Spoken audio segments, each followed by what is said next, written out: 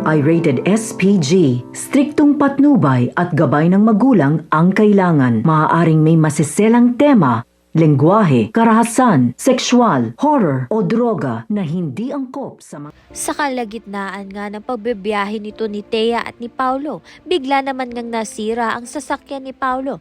Kaya naman nga't no choice nga silang bumaba sa sasakyan at makahanap ng tutulong sa kanila. Subalit nasa liblib na daan nga sila at wala nga silang mahanap na tao. Umulan pa nga kaya naman nga't natrap nga sila sa isang bahay. Dito na nga magsisimula ang tensyon na panloloko dahil silang dalawa nga lang ang magkasama. Sa kabilang banda naman nga wala nga kaalam-alam itong si Paulo na may emergency nga itong si Marge. Dahil sa sela ng kanyang pagbubuntis, makukunan na nga siya dahil pumutok ang kanyang panubigan at hindi pa nga dapat siyang manganak. Kaya naman nga't mabuti na nga lang ngayon andyan itong si Edward upang ngang dalhin sa ospital agad itong si Marge.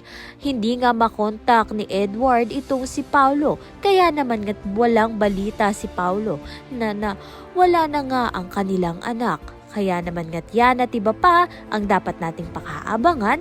Maraming salamat sa iyong panunood.